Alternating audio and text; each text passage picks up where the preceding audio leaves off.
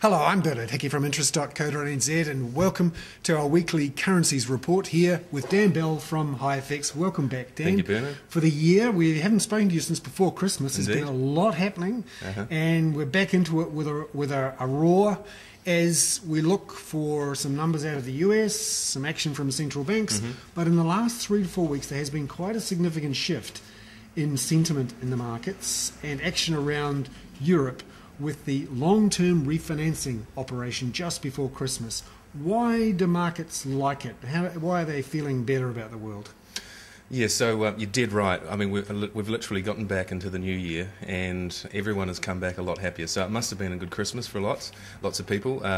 Looking at the US equity market, for an example, on track for the best January since 1997. So, global stocks are up 7% year to date. Currencies all up against the US dollar at the moment, and everyone is feeling a lot happier with things. So it's a risk-on environment, and I think the key driver is really everyone's come back and decided that the actions by the European Central Bank in December, where they effectively issued 500 billion euros of new refinancing to European banks, is a huge liquidity injection into the global financial system, and is going to a certain degree, support the global economy going forward. So. And it certainly helped those European bond markets, at least some of them, with calming them down and getting those yields down. It seems in part because a lot of those banks who borrowed money at very low interest rates, 1% from the European Central Bank, then turned around and lent it to their governments at 2-3%. That seems to have calmed things down. It has, yeah, and I think that was the whole idea. I mean, in a way, it's the ECB's way of money printing, similar to what the US have been doing for the last year or so. And so the ECB are expanding their balance sheet, but they're doing it in a way where they're effectively loaning banks the money at really low rates for up to 3 years. So there is an end point to the ECB's monetary expansion, whereas in the US we don't know when the end point is in terms of the quantitative easing. So they're expanding their balance sheet with no commitment to actually contract it. So yeah, both the Fed and the ECB are prepared to monetize debt and print money, for want of a better word, and risk on. But in some parts of Europe there's still trouble. We still don't have a deal with Greece, and people are nervous about Portugal too. Absolutely, yeah. So Greece is still they're still negotiating with the private bondholders. These are the guys, these are the banks and investment funds, etc., who are expected to take a 70% haircut on their Greek bond holdings, and they'll be negotiating around the terms of this deal and what kind of interest rate that they're going to receive on the 30-odd% that they actually have left over after they take this haircut. So they sound like turkeys negotiating what the knife is going to be for Thanksgiving, don't they? Exactly. I mean, really, there's not a lot of upside in Greece at the moment. The situation there, most are expecting a deal to be signed. It's like every day we're expecting it to be signed. It hasn't been signed yet, so there's obviously some pretty tough negotiations going on in the background. It certainly doesn't take away from the fact that Greece is still a basket case, and people are still questioning whether they're going to stay in the euro region, whether they're going to survive this whole period of restructuring and austerity measures, and also the huge political tensions this year. We've got these technocratic leaders in Greece and Italy, question marks over how long their population and their electorate are going to support them. And across the Atlantic we've had more comments from the US Federal Reserve Chairman and the meeting of the Federal Open Markets Committee. Interest rates lower for how much longer?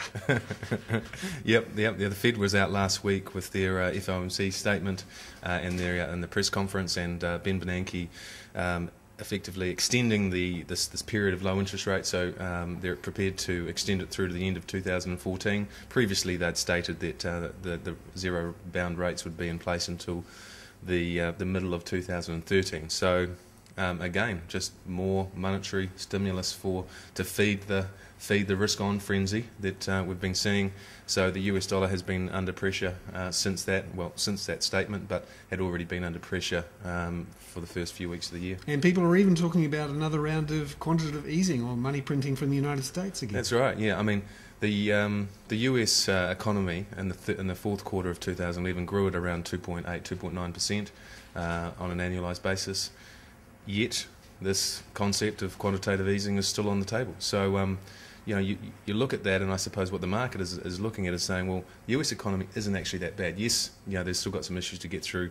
Yes, unemployment is still stubbornly high, but they're still recording economic growth of almost 3%. And if that was to continue with all this liquidity in the system, well, naturally there has to be inflation down the track. So, perhaps that's why people are anticipating that, that the US dollar is going to continue to decline. Meanwhile, us back here in New Zealand, we're not printing money, and our interest rates are at a shockingly high 2.5%, which means our currency is headed for the roof. Yeah. Our currency has been probably the best performing currency, developed currency, for the last month. Let's then have a look at the charts for the currencies here for the New Zealand dollar. Let's have a look at the New Zealand dollar versus the US dollar for the last couple of years, and you can see this big surge up through the end of December up to now. And when we tighten it up a bit, you can see there's been a real rally going on there. What are the ranges are we at the moment? So at the moment we're sitting at around 83 cents. And so that's we've effectively been in an uptrend since the end of November, when we bottomed out just under 75. So since then we're up over 10% in less than in 2 months, and sitting at around 83. We've been as high as 83.5.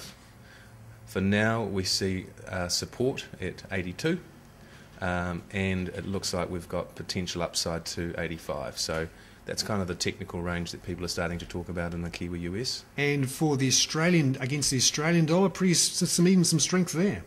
Yeah, we've been trending up against the Aussie dollar. Effectively, we're expecting the Reserve Bank of Australia to cut interest rates again next week.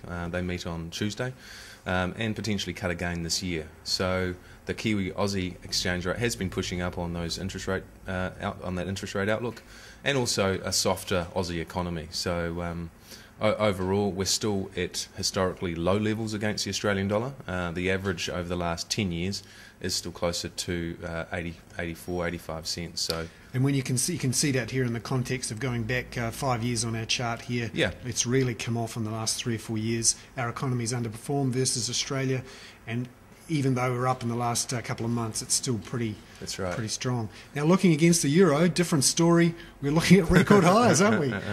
Yeah, we've well and truly skyrocketed against the euro. I mean, it doesn't, we were talking about it last year, and how the euro was sort of holding up so well, considering the backdrop, the issues going on with the sovereign debt crisis, etc. But I think over the last 2 months, everyone's decided, well, hey, Europe's got some big issues. It's going to, take a while to get through. But hey, there's nothing wrong with the Kiwi. There's nothing wrong with the Aussie. Let's go and buy their currencies. So up to 63 or so. Yeah, over cents. 63. Yep. So last night a new post float high of around 63.60. Wow. And upside from there? Are there any ranges? Well, it's broken all the historical highs. So for now, we are going to see support come in at around 60. So it has broken up and consolidated above that 60 level. So you could easily see it trade, I think, up to sort of 64.5, 65 against the euro. And just looking against the pound here, finally, also up near those record highs from a few months back. Well, yeah, we're up against the pound. I mean, their economic data continues to disappoint, and their central bank is still prepared to print money. Surprise, surprise. That's the guts of it, isn't it? We're not printing. Yeah. Everyone else is printing. That's driving our currency up. Yeah. It's a little bit unfair, really, isn't it? It seems that way. There we have it. Another in our weekly currency reports with Dan Bell from HiFX. I'm Bernard Hickey for interest.co.nz. We'll be back again same time next week, after obviously some jobs figures tonight from the US, and more comments from central banks next week. I'm Bernard Hickey for interest.co.nz.